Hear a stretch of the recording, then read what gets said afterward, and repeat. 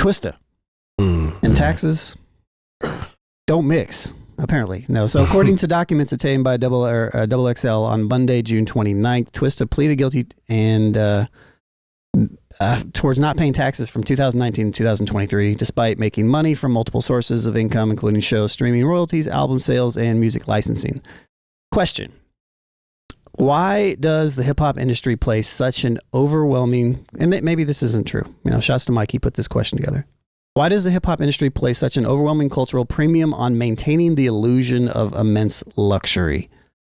And how does that aesthetic pressure contribute to these potential financial crises or of, somebody not paying their taxes? I think it plays into bad business. Bad business, man. You don't have an accountant to really hold you accountable on these situations. Or he's a bad accountant. Yeah. Or you just... because to just me, negligence. Because to my knowledge, is like they said, he's been retaining these funds.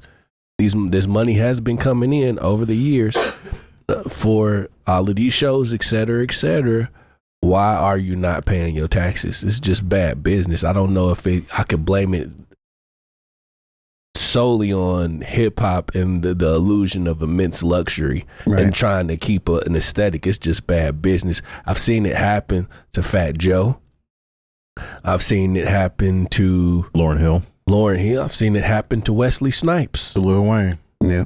You know what I mean? Like, you got to pay the tax, man. Yeah, I think it boils down to my whole viewpoint, and it's not a hip hop thing. I think this is just somebody that gets a lot of money and is not managing it correctly. I don't think it has anything to do with trying to create an illusion.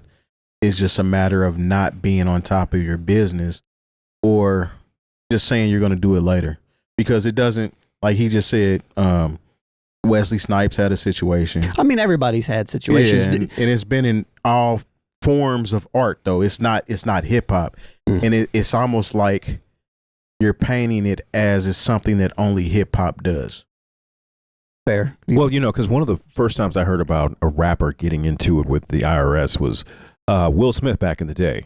Like, people don't even realize he was in such a bad way with the IRS that he basically, all the money he made from the Fresh Prince of Bel-Air for the first 3 seasons of that show went to the IRS. That saved him. That show saved him. Like, he was basically on the bus, with hit records. And it didn't matter because the IRS was like, yeah, we want all that. Shouts to Quincy Jones. Yeah. So it was a thing where, but, in his case, it really was a situation where he was like shutting down Gucci so him and his friends could go shop. It was, now mind you, he's much younger than Twista is now, or when it was, wherever his tax trouble started. But I do think there is this thing in hip hop to keep up with I was going to say keep up with the Combses, but we really don't want to do that anymore. So we'll just take it back to the original saying of Joneses? Keeping up with the Joneses.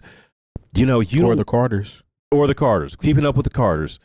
You don't want to be the rapper who shows up in the 5-year-old Benz. You don't want to be the rapper who's, diamonds don't shine right. It depends. You don't be Kenny Two Small Chains. J. Cole don't even wear jewelry. Yeah. But you know what? He doesn't never put that pressure upon himself to be shine. I don't really think Twista's really done that either. Yeah. But at the same time, there's this part where you're trying to maintain your life. You don't know the pressures that might be coming along with, making sure your kids are good, your wife are good. You got a crew that still expect you to pay for things when everybody goes out. Big Dog go out to eat. We all going out to eat. Which that's been the downfall. If you're not smart. Of a lot, because that's what happened to Hammer. It happens to football and sports players. Yeah, anybody who gets a immense amount of money without the education or the proper guardrails in place for someone to say, no, you can't. But I know you made $5 million this year, but you can't buy a $5 million house. So speaking on guardrails, should major streaming platforms and or record labels bear any ethical responsibility to provide financial education or maybe even automated tax withholding options for independent legacy artists?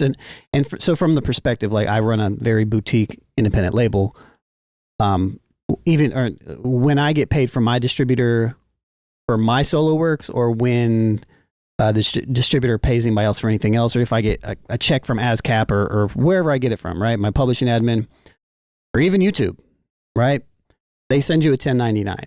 And if that is a lot of money that you get from that lump chunk of change, if you don't have that understanding of how to manage that great amount of money, you don't know that you have to pay taxes on it. Yeah, sit some aside. Is there, yeah, like, I don't know, should there be any financial pressure or any pressure on the institutes in themselves to withhold or educate on it? I think it should be an option, but if said artist doesn't want to take that avenue and feels like that they can hold it in their own hands, then that's on them.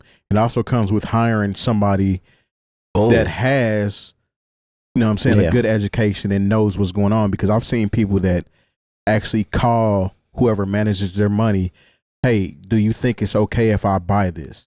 And they'll be like, your bank account's looking pretty good. You got things invested in this, that, and the third. Yeah, that's not going to hurt you. And I've seen the same conversation, like, no, that's not a good idea. So as long as you're utilizing people that know what they're doing, I think that's where you should go as far as trying to manage yourself and manage your money situations. When you just think it's going to be swept under the rug and disappear, that's a different ballgame. If you're a 1099 employee, which all these labels, which you are essentially, there's really there's nothing that you can, there's not really much you can do there as far as like withholding people's money. But because they're definitely going to put it on their taxes. Yeah. And they're expecting you to put it on yours as well. That's just really just financial literacy. And I don't know,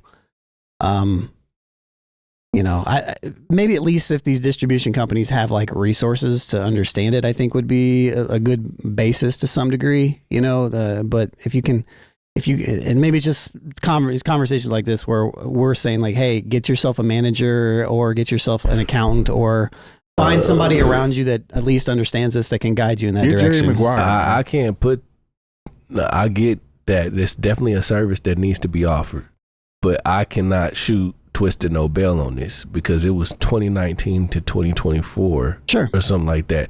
You've been making money in the industry for all this time. So this conversation is not about Twista per se, though. This is more so like, should artists in general have that, if Twista only has tax problems for a 4-year period, he's actually doing pretty good. 20 years after or 20 plus years after he emerged, that seems like who knows what was going on in those 4 years. That was the COVID years too. Well, that's true. Ronald Isley had the same situation. Went right to the same jail. Yeah.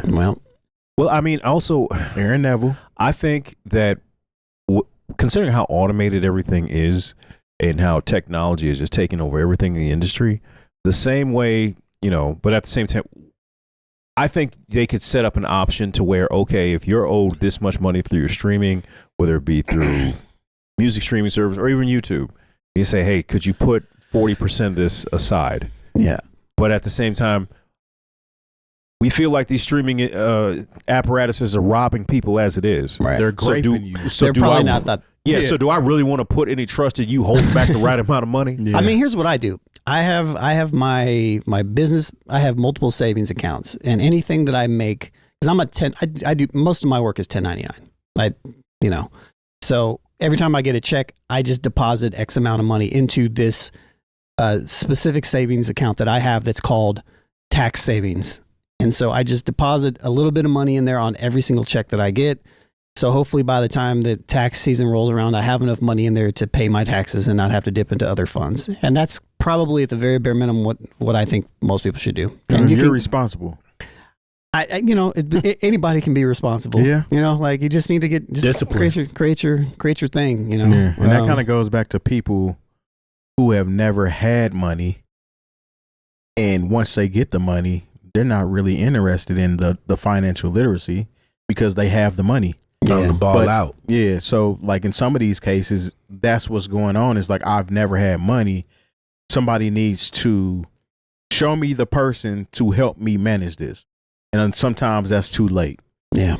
To be fair, this isn't like the NFL where there's like a players organization and a league. This is like independent artists out here, and who knows, maybe there can be a union and an organization, just like SAG-AFTRA or something.